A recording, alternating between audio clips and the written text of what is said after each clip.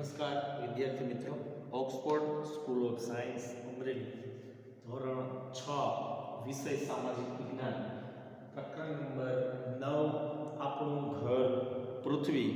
આગળના વિડિયો લેક્ચરની અંદર આપણે સૌર પરિવાર એટલે કે સૂર્ય એક મંડળ છે એમાં સૌર પરિવારની આપણે વાત કરી હતી અને આ સૌર પરિવારમાં શું શું આવેલું છે એની પણ વિદ્યાર્થી મિત્રો આપણે વાત કરી હતી. ત્યારબાદ આ જે સૌર પરિવારનો જે રાજા છે સૂર્ય એની આપણે ડિટેલ્સમાં વાત કરી હતી. ત્યારબાદ આજના વિડિયો લેક્ચરની અંદર જે આ સૌર પરિવાર છે એની અંદર ગ્રહોનો પણ સમાવેશ થાય છે. કુલ ગ્રહો કેટલા છે? કુલ ગ્રહો 8 છે. બુધ, શુક્ર, પૃથ્વી, એને ઉપગ્રહ છે ચંદ્ર. ત્યાર પછી ચોથા નંબરનો ગ્રહ છે એ છે મંગળ. પાંચમા નંબરનો જે ગ્રહ છે ગુરુ છે. છઠ્ઠો શનિ, સાતમો યુરેનસ અને આઠમો નેપચ્યુન. તો આ 8 ગ્રહો છે એની આપણે વાત આજના વિડિયો લેક્ચરની અંદર કરવાની છે. બુધ છે તો એની વાત આપણે શરૂઆતથી કરીએ તો આ ગ્રહ છે એ સૂર્યની સૌથી નજીકમાં નજીક ગ્રહ હોય તો એ કયો છે? બુધ. આ છે વિદ્યાર્થી મિત્રો એ છે સૂર્ય. તો આ સૂર્યની સૌથી નજીકનો ગ્રહ કયો હોય? બુધ. આ તમારે ખાસ આ જે આકૃતિ દોરેલી છે વિદ્યાર્થી મિત્રો યાદ રાખવાની છે. આની અંદરથી ઘણા એક માર્કના પ્રશ્નો પણ પૂછાશે, ખાલી જગ્યાઓ પણ પૂછાશે. તો આ તમને સ્ટેપ બાય સ્ટેપ યાદ હશે તો તમે વ્યવસ્થિત રીતે જવાબ આપી શકશો. અને માત્ર પરીક્ષાને ધ્યાનમાં નથી લેવાની, આપણે આપણા જનરલ નોલેજ માટે પણ આપણને ખ્યાલ હોવો જોઈએ. કદાચ જનરલ નોલેજમાં પણ આપણને ખ્યાલ કોઈ પૂછે કે ભાઈ સૂર્યની સૌથી નજીકનો ગ્રહ કયો, તો સૂર્યની સૌથી નજીકનો ગ્રહ છે એ બુધ આવે છે. તો આ રીતે તમને ખબર હોવી જોઈએ, જેને મર્ક્યુરી કહેવામાં આવે છે.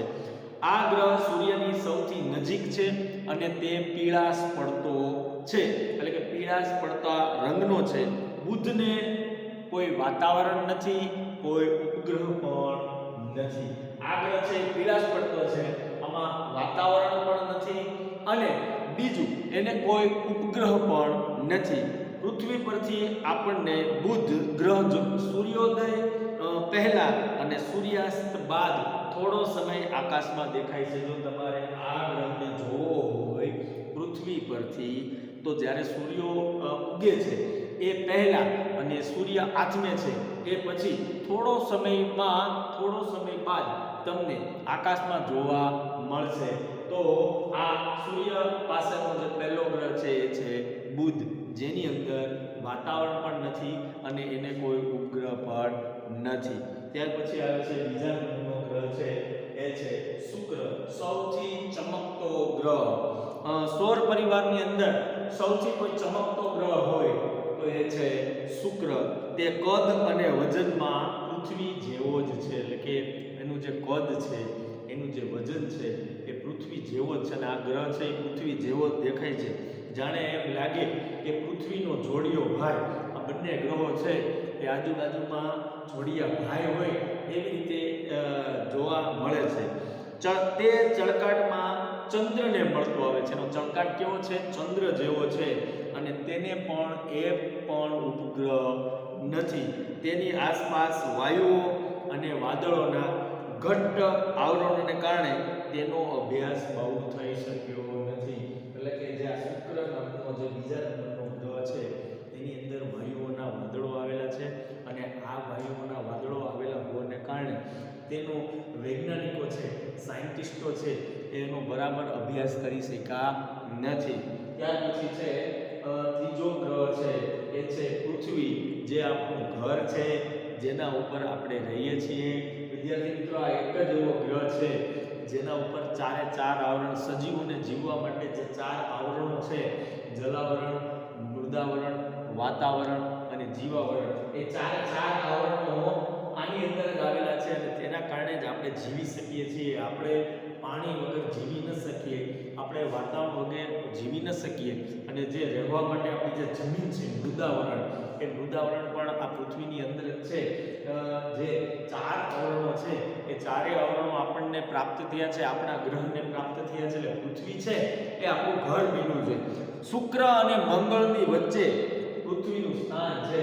આ શુક્ર, આ મંગળ. તો આ શુક્ર અને મંગળ વચ્ચે કયો ગ્રહ આવેલો છે? પરીક્ષામાં પૂછે તો શુક્ર અને મંગળની વચ્ચે પૃથ્વી નામનો ગ્રહ આવેલો છે. પણ આ આકૃતિ તમારા મગજમાં એવી રીતે ફિટ કરી દેવાની છે જેનાથી તમને તરત જ ખ્યાલ આવી જાય કે ભાઈ શુક્ર અને મંગળ વચ્ચે કયો ગ્રહ આવેલો છે. તો શુક્ર અને મંગળ વચ્ચે પૃથ્વી નામનો ગ્રહ આવેલો છે જે આપણું ઘર છે.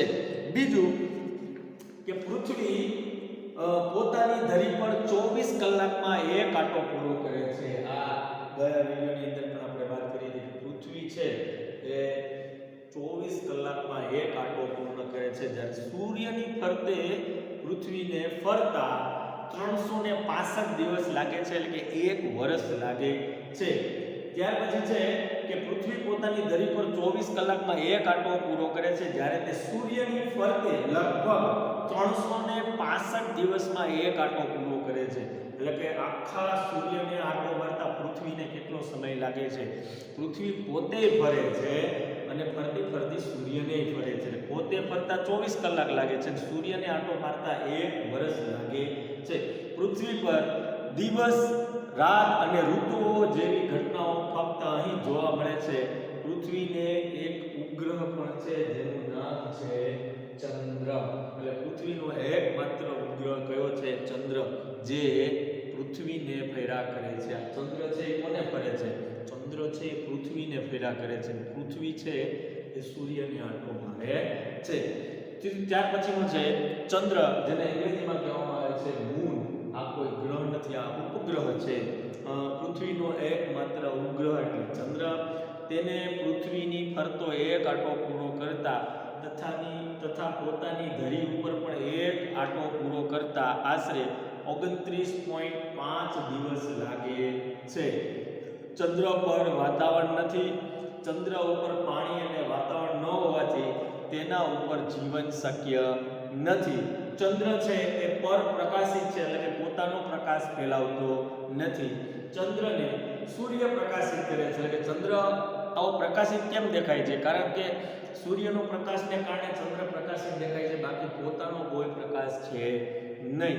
ચંદ્રની સપાટી ઉપર ઉલ્કાપાત થતા હોવાથી તેની ઉપર ખૂબ વિશાળ મોટા ખાડાઓ પડી ગયા છે. એટલે કે ચંદ્ર ઉપર ઉલ્કા છે, જે પથ્થરો છે એ વારે વારે પડ્યા કરે છે, અને મોટા મોટા પથ્થરો છે, મોટી મોટી ઉલ્કાઓ છે એના ઉપર પડતા હોવાથી ચંદ્રની જે જમીન સપાટી છે એ ખાડાવાળી છે, કારણ કે એની ઉપર મોટા મોટા ખાડા પડી ગયા છે.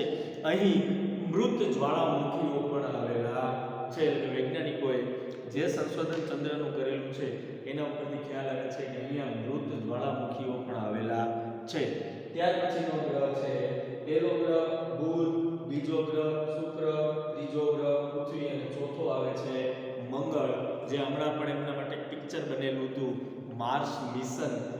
2014 ની અંદર આ માર્સ મિશન કરવામાં આવ્યું હતું, અને વિદ્યાર્થી મિત્રો આ પિક્ચર ખાસ જોવા જેવું છે. જે લોકોને સાયન્સની અંદર રસ છે, જે લોકોને બ્રહ્માંડની અંદર રસ છે, એને આ પિક્ચર જોવું જોઈએ. માર્સ મિશન ખૂબ સરસ પિક્ચર છે, અને કેટલી મુશ્કેલીથી અને કઈ રીતે આપણે મંગળ પર પહોંચી શક્યા છીએ, અને મંગળ જે અશક્ય વસ્તુ હતી, બીજા વિશ્વના ઘણા દેશો છે એ 3 પ્રયત્ને 4 પ્રયત્ને 2 પ્રયત્ને મંગળ ઉપર પહોંચી શક્યા છે. આપણે પ્રથમ પ્રયત્ને જ મંગળ ઉપર પહોંચી અને ભારત દેશનું નામ રોશન કર્યું છે. એ જ મંગળ, જેને માર્સ કહેવામાં આવે છે. લાલ રંગનો સુંદર ચમકતો ગ્રહ એટલે મંગળ. મંગળને આછું વાતાવરણ છે. મંગળ ઉપર ઋતુઓ પ્રમાણે પૃથ્વી કરતાં વધુ ઠંડી અને વધુ ગરમી પડે છે. તેને 2 ઉપગ્રહો છે. વૈજ્ઞાનિકો મંગળ ઉપર જીવસૃષ્ટિ વિકસાવવાના પ્રયત્ન કરી રહ્યા છે. એટલે કે સમગ્ર વિશ્વના વૈજ્ઞાનિકો છે એમનું એવું માનવું છે કે મંગળ ઉપર જીવસૃષ્ટિ છે એ ખરેખર વિકાસ પામી શકશે એવો એમનો અંદાજ છે. એટલા માટે આજે વિશ્વના તમામ દેશો છે એ મંગળ ઉપર જીવસૃષ્ટિ વિકસાવવાનો પ્રયત્ન કરી રહ્યા છે. હવે જોઈએ આગળ કેવી લોકોને સફળતા મળે છે. ત્યાર પછીનો છે 5મા નંબરનો ગ્રહ છે ગુરુ. જેને કહેવામાં આવે છે જ્યુપિટર. ગુરુ આછો પીળાશ પડતો સફેદ ગ્રહનો છે. ગુરુની આસપાસ વાયુઓનું વાતાવરણ છે. આ ગ્રહ ખૂબ ઠંડો હશે એવું માનવામાં આવે છે. તે સૌર મંડળ એટલે કે જ્યાં સૌર પરિવાર છે એનો સૌથી મોટામાં મોટો કોઈ ગ્રહ હોય તો એ કયો છે? ગુરુ છે. પરીક્ષામાં એક મતમાં પૂછાઈ શકે કે સૂર્યમંડળનું જે મંડળ છે, સૌર પરિવાર છે, એમાં મોટામાં મોટો ગ્રહ કયો? તો કે મોટામાં મોટો ગ્રહ હોય તો એ છે ગુરુ.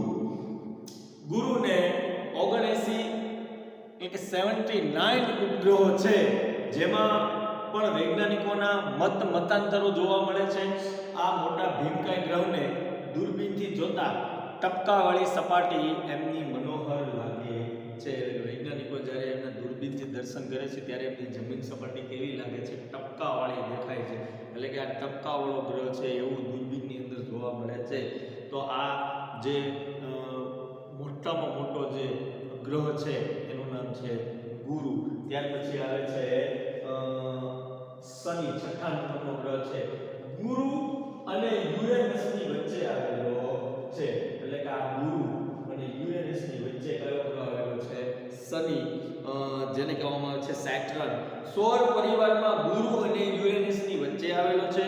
ગુરુ પછીનો મોટો ગ્રહ, એના પછીનો મોટા મોટો છે, પણ એના પછીનો જો કોઈ મોટા મોટો ગ્રહ હોય તો કયો છે? શનિ.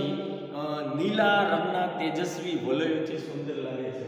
એમાં ખાસ પ્રકારના ગ્રહની વિશેષતા છે કે વલયો આવેલા છે. આ તમે જે જોઈ શકો છો એ વલયો છે ને લીલા રંગના વલયો છે. વલયોને કારણે તે બધા જ ગ્રહોથી એકદમ અલગ તરી આવે છે, એકદમ જુદો તરી આવે છે. આ વલયો માથામાં પહેરેલી પાઘડી જેવા લાગતા હોય એટલે શનિને પાઘડીયો ગ્રહ પણ કહેવાય છે. પરીક્ષામાં પૂછાઈ શકે કે ભાઈ 8 ગ્રહો છે એમાં પાઘડીયો ગ્રહ કયો? કારણ કે એને આ માથે પાઘડી પહેરી હોય ને એ રીતે લાગે છે એટલે એને પાઘડીયો ગ્રહ તરીકે પણ ઓળખવામાં આવે છે. તો પાઘડીયો ગ્રહ કયો? પાઘડીયો ગ્રહ એટલે શનિ. શનિને 62 કરતા વધારે ઉપગ્રહો છે. ગુરુને કેટલા હતા? 79. તો અહીંયા શનિને કેટલા ઉપગ્રહ છે? શનિને 62 કરતા પણ વધારે ઉપગ્રહ છે. સૂર્યથી દૂર હોવાને કારણે તેની સપાટીનું તાપમાન ઓછું છે. અહીંયા જે સૂર્ય છે, અહીંયા શનિ છે, એટલે અહીંયાથી એ ખૂબ જ એટલે કે સૂર્યથી એ ખૂબ જ દૂર આવેલો છે એટલે એનું તાપમાન પણ ખૂબ ઓછું છે. એટલે એની જે સપાટીનું તાપમાન છે એ ઘણું ઓછું છે. ત્યાર પછી છે યુરેનસ, જે 7મા નંબરનો ગ્રહ છે. પૃથ્વીથી એટલો દૂર છે કે સામાન્ય દૂરબીનથી પણ દેખાતો નથી. ત્યાં સૂર્યનું તેજ આછી ચાંદની કેવી હોય એવું આછી ચાંદની જેવું લાગે છે. વિલિયમ હર્સલ નામના એક ખગોળશાસ્ત્રી હતા. એમણે 1781માં આ ગ્રહ શોધી કાઢ્યો હતો. અને આ ગ્રહ છે એની વિશેષતા શું છે? તો કે આ ગ્રહ છે એ પૃથ્વીથી ખૂબ જ દૂર આવેલો છે અને ત્યાં જે સૂર્યનું તેજ છે, સૂર્યનો પ્રકાશ છે એ આછી ચાંદની જેવું છે. અને આ ગ્રહ છે એ વિદ્યાર્થી મિત્રો ખૂબ જ ઠંડો ગ્રહ તરીકે ઓળખાય છે. ઠંડો એટલા માટે છે કારણ કે ત્યાં સૂર્યનો જે પ્રકાશ છે એ પહોંચી શકતું નથી. અને ત્યાર પછીનો જે 8મા નંબરનો ગ્રહ છે નેપચ્યુન. આ ગ્રહ લીલા રંગનો છે. તેના વાતાવરણમાં મિથેન નામનો ઝેરી વાયુ છે. આ ગ્રહ પણ પૃથ્વીની જેમ ઋતુ પરિવર્તન થતું જોવા મળે છે. એટલે કે જે મિથેન વાયુ છે એ વિદ્યાર્થી મિત્રો ઝેરી વાયુ છે અને વધારેમાં વધારે મિથેન વાયુ છે એ નેપચ્યુન ઉપર જોવા મળે છે. એટલે ત્યાં પણ જીવસૃષ્ટિ શક્ય નથી. અને પૃથ્વીની અંદર જેમ ઋતુઓમાં ચેન્જીસ થાય છે, શિયાળો, ઉનાળો, ચોમાસું, એવી રીતે આ ગ્રહની અંદર પણ પૃથ્વીની જેમ જ ઋતુ પરિવર્તન થતું જોવા મળે છે. તો વિદ્યાર્થી મિત્રો તમે ધ્યાનથી આ વિડીયોની અંદર જોજો કે ભાઈ સૂર્ય છે આ એનો પરિવાર છે. એની અંદર પહેલા નંબરનો ગ્રહ બુધ છે, બીજા નંબરનો ગ્રહ છે એ શુક્ર છે, ત્રીજા નંબરનો ગ્રહ છે પૃથ્વી, જે આપણું ઘર છે. ત્યાર પછી છે મંગળ. ત્યાર પછી મોટામાં મોટો કોઈ ગ્રહ હોય તો એ ગુરુ છે, જેને ઉપગ્રહો કેટલા છે? 79. જે શનિ અને પાઘડીયો ગ્રહ કહેવામાં આવે છે કારણ કે એને માથે પાઘડી પહેરી હોય એવું લાગે છે. આ યુરેનસ છે એ સૂર્યથી એટલો બધો દૂર છે કે પૃથ્વીથી પણ એટલો બધો દૂર છે કે એને દૂરબીનથી દરિયાખે જોઈ શકાતો નથી. અને નેપચ્યુન જેની ખાસ વિશેષતા છે કે અહીંયા મિથેન નામનો ઝેરી વાયુ છે એ એના ઉપર ખૂબ જોવા મળે છે. અને પૃથ્વીની જેમ ઋતુ પરિવર્તન થતું પણ અહીંયા જોવા મળે છે. તો આ રીતે આ બધા જ ગ્રહો છે એ સૂર્યને ફરે છે, પોતે પણ ફરે છે અને સૂર્યને પણ ફરતા જાય છે. આમાં આને ઉપગ્રહ નથી, આને ઉપગ્રહ નથી, પણ પૃથ્વી છે એને એકમાત્ર ઉપગ્રહ છે અને એ છે ચંદ્ર. ત્યાર પછી આવે છે ઉલ્કા.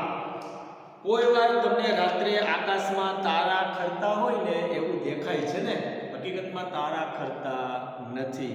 અવકાશમાં ફરતા પથ્થરના જે નાના નાના ટુકડા છે અથવા તો ગ્રહોના જે નાના નાના ભાગો છે જેને ઉલ્કા તરીકે ઓળખવામાં આવે છે. આપણને એમ થાય કે તારો ખર્યો, હકીકતમાં એ તારો ક્યારેય ખરતો નથી. એ હોય છે અવકાશની અંદર માત્ર તારાઓ જ નથી, ઉલ્કાઓ પણ છે અને નાના નાના પથ્થરો પણ હોય છે જે બ્રહ્માંડની અંદર શૂન્ય અવકાશ હોવાને કારણે તરતા હોય છે.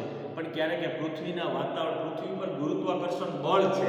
એ ગુરુત્વાકર્ષણ બળ શું છે તો કે કોઈ પણ વસ્તુ એ પૃથ્વીના સંપર્કમાં આવે, પૃથ્વીના ગુરુત્વાકર્ષણ બળના સંપર્કમાં આવે એટલે પૃથ્વી તરફ ખેંચાઈ આવે. તો જ્યારે એ ઉલ્કા છે, એ પથ્થર છે, જ્યારે એ શૂન્ય અવકાશમાંથી ધીમે ધીમે પૃથ્વીના સંપર્કમાં આવ્યો હોય, પૃથ્વીના વાતાવરણમાં આવી ગયો હોય, ત્યારે પૃથ્વી ગુરુત્વાકર્ષણ બળને કારણે તેને શું કરશે, પોતાની તરફ ખેંચશે અને ખેંચાઈને એ સળગી ઉઠશે. એટલે આપણને છે તારો ખરો, હકીકતમાં તારો છે નહીં. આવા ટુકડા પૃથ્વીની નજીક આવતા ગુરુત્વાકર્ષણ બળના લીધે પૃથ્વી તરફ ખૂબ ઝડપથી ખેંચાઈ આવે છે. તમે રબરનો દડો હોય એ ઊંચો ઘા કરજો, ક્યાં આવશે? નીચે. એમ કેમ થાય છે? કારણ કે પૃથ્વી પર શું છે? ગુરુત્વાકર્ષણ બળ. કોઈ પણ વસ્તુ પૃથ્વીના સંપર્કમાં આવશે એટલે એ એના તરફ ખેંચાઈને આવશે. આજે આ ડસ્ટર છે એનું આ મૂકી દઈશ તો એ સીધું નીચે જ પડશે, આમ નહીં જાય, આમ નહીં જાય, ઉપર નહીં જાય. કેમ? કારણ કે પૃથ્વી છે એની અંદર ગુરુત્વાકર્ષણ બળ છે અને ગુરુત્વાકર્ષણ બળને કારણે કોઈ પણ પદાર્થ છે, કોઈ પણ વસ્તુ છે એ પૃથ્વી તરફ ખેંચાઈને આવે છે. વાતાવરણમાં પ્રવેશતા ઘર્ષણને લીધે આ જે ઉલ્કા છે, આ જે પથ્થર છે એ સળગી ઉઠે છે. મેં તમને હમણાં જ કીધું કે ભાઈ ચમકતો હોય, સળગતો હોય એવો કેમ દેખાય છે? કારણ કે એ પૃથ્વીના વાતાવરણમાં આવી ગયો. એટલે પૃથ્વીના વાતાવરણમાં આવી ગયો એટલે ગુરુત્વાકર્ષણ બળને કારણે પૃથ્વી તેને ખેંચશે અને એટલી ઝડપથી ખેંચાય કે એ ઘર્ષણને કારણે સળગી ઉઠે છે. એટલે આપણને એવું લાગે છે કે તારો ખેડો, હકીકતમાં તારો ખેડો નથી. અને આકાશમાં આપણને એક તેજસ્વી લીસાટો દેખાય છે, તેને આપણે તારો ખેડો એમ કહીએ છીએ. હકીકતમાં એ તારો ખેડો એમ છે નહીં. કેટલીક પૂરેપૂરી ન સળગેલી ઉલ્કાઓ પૃથ્વી પર પડી મોટા ખાડા પાડી દે છે. ઘણી વખત જોજો ઉલ્કા પડી હોય ને મોટો ખાડો પડી ગયો, કારણ કે પૂરેપૂરી સળગેલી ન હોય એટલે ત્યાં અવળો મોટો પથ્થર પડે જેનાથી અને અતિશય વેગથી એ નીચે પડતો હોય છે એટલે ત્યાં શું પડી જાય છે? ખાડો પડી જાય છે. મહારાષ્ટ્રનું કોઈના સરોવર આવી ઉલ્કા પડવાથી જ બનેલું હોવાનું મનાય છે. આપણું પાડોશી રાજ્ય મહારાષ્ટ્ર, અને મહારાષ્ટ્રની અંદર એક સરોવર આવેલું છે, કોઈના નામનું સરોવર. એ સરોવરનું નિર્માણ કઈ રીતે થયું તો કે ત્યાં એવું લોકો માને છે કે ત્યાં બહુ મોટી ઉલ્કા પડી હતી અને બહુ મોટી ઉલ્કા પડવાને કારણે ત્યાં આ સરોવરનું ત્યાં મોટો ખાડો પડી ગયો એટલે ત્યાં સરોવરનું નિર્માણ થયું માનવામાં આવે છે. સૌરાષ્ટ્રમાં ધજાળા પાસે આવી ઉલ્કા ખરી હતી જેનું વજન 40 કિલોગ્રામ હતું, એટલે કે 2 મણ વજન હતું એનું. 20 કિલોગ્રામ એટલે 1 મણ થાય, 40 કિલોગ્રામ એટલે 2 મણ થયું. તો વિદ્યાર્થી મિત્રો, સૌરાષ્ટ્રની અંદર જે ધજાળા ગામ છે, ધજાળા ગામ પાસે પણ આવી જે ઉલ્કા પડી હતી અને એ ઉલ્કાનું વજન કરવામાં આવ્યું તો 40 કિલોગ્રામ વજન જોવામાં આવ્યું. તો વિદ્યાર્થી મિત્રો, આ ઉલ્કા છે એ આ પછી તમને ખ્યાલ આવી ગયો હશે કે ભાઈ જે ખરતો તારો છે, તારો ક્યારેય ખરતો નથી. પણ આ તો જે આપણું જે બ્રહ્માંડ છે એની અંદર જે આવા પથ્થરો છે એ પથ્થરો છે એ પૃથ્વીના સંપર્કમાં આવી જતા હોવાથી અને ગુરુત્વાકર્ષણ બળને કારણે અને ખેંચાતા હોવાથી ને ગુરુત્વાકર્ષણ બળને કારણે પૃથ્વી તરફ ખેંચાઈને એમાં ઘર્ષણ પેદા થાય. એટલે એ અચાનક તેજ સાથે સળગી ઉઠે છે, જેને આપણે કહીએ છીએ ખરતો તારો. પણ હકીકતમાં એ ખરતા તારા નથી, એને હકીકતમાં નામ આપવામાં આવ્યું છે ઉલ્કા. ત્યાર પછી છે નક્ષત્રો. વિશાળ અર્થમાં કોઈ પણ તારાઓનો સમૂહ અથવા એકલો તારો પણ નક્ષત્ર કહેવાય. તારાઓના સમૂહને કારણે તેનો ચોક્કસ આકાર તૈયાર થયો છે. તે ક્યારેક હંસ જેવો તો ક્યારેક ગરુડ જેવો દેખાય છે. અશ્વિની, રેવતી, વિશાખા, પુનર્વસુ, મૃગશીર્ષ, રોહિણી, પુષ્ય, આદ્રા, સ્વાતિ જેવા કુલ 27 નક્ષત્રો આવેલા છે. હવે આની અંદર તમારે આ નક્ષત્રોની સંખ્યા છે એ વિદ્યાર્થી મિત્રો યાદ રાખવાની છે. ખૂબ ઇમ્પોર્ટન્ટ પ્રશ્ન છે અને જનરલ નોલેજ માટે પણ ખૂબ જરૂરી છે કે આપણા શાસ્ત્રની અંદર જોઈએ તો નક્ષત્રો કેટલા છે? કુલ 27 નક્ષત્રો આવેલા છે. આકાશમાં ચંદ્રની આસપાસ પણ 2-3 નક્ષત્રો ઓળખવા ચંદ્રને જોતા રહેવું પડે. ચંદ્રની આસપાસ પણ 2 નક્ષત્રો આવેલા છે, એના માટે તમારે ચંદ્રને સતત જોતા રહેવું પડે. નક્ષત્રોને યાદ રાખવા મુશ્કેલ છે, પરંતુ વારંવાર જોવા અને સમજવાથી તે સહેલાઈથી યાદ રાખી શકાય છે. આ 27 નક્ષત્રો છે એને યાદ રાખવા ખૂબ અઘરા છે, પણ એના માટે તમે સતત એને વારંવાર વાંચશો, સતત વારંવાર એને જોયા કરશો તો આ 27 નક્ષત્રોનું નામ તમને યાદ રહી જશે. કેટલાક નામ તો શુભ કાર્યો સાથે યાદ રહી જાય છે, જેમ કે પુષ્ય નક્ષત્ર. આ પુષ્ય નક્ષત્રની અંદર લોકો છે એ સોના અને ચાંદીની ખરીદી કરતા હોય છે. આવો પણ આપણે જનરલ નોલેજ માટે ખૂબ જરૂરી છે કે સોના ચાંદીની ખરીદી લોકો કયા નક્ષત્રમાં કરે છે, તો કે પુષ્ય નામનું જે નક્ષત્ર છે એની અંદર લોકો સોના ચાંદીની ખરીદી કરતા હોય છે. તો આ રીતે તમને આ નક્ષત્રનું નામ યાદ રહી ગયું. તો આવી રીતે કેટલાક શુભ કાર્યો છે એ આપણે આપણા ઘરની અંદર કે આપણા સમાજની અંદર કરતા હોઈએ છીએ. શેના આધારે કરતા હોઈએ છીએ? નક્ષત્રોના આધારે કરતા હોઈએ છે. આ વચ્ચે આપણા સૌર પરિવાર એટલે કે સૌર મંડળની તમારે હજી આપણા ઘર એટલે કે પૃથ્વી વિશે ઘણું જાણવું છે ને, તો હજી આપણે ઘણું, આ તો આપણે આપણા સૌર પરિવારની વાત કરી, પણ હજી તો આપણે હજી આપણું ઘર પૃથ્વી છે એના વિશે ખાસ જાણવાનું હજી વિદ્યાર્થી મિત્રો બાકી છે. તો આવતા વિડીયોની અંદર આપણે પૃથ્વીનું સ્થાન કેવું છે, એનો આકાર કેવો છે અને ધ્રુવનો તારો છે, એમના પૃથ્વીનું જે અક્ષાંશ છે, પૃથ્વીનું જે રેખાંશ છે એની વિશે વાત કરવાની છે. એમનો જે અક્ષવૃત્ત છે, એમના જે રેખાંશ છે, એમના જે રેખાવૃત્ત છે, આ બધાની જ આપણે વાત કરવાની છે. એટલે મૂળ આપણો ટોપિક છે આપણું ઘર પૃથ્વી, એના વિશે જે વાત કરવાની ઘણી બાકી છે, પણ આ તો આપણે અત્યારે જે જોયું એ આપણું જે સૌર પરિવાર છે એની વાત કરી. હવે નેક્સ્ટ વિડીયોની અંદર આપણે પૃથ્વીનું સ્થાન અને એનો આકાર કેવો છે એના વિશે વાત કરીશું.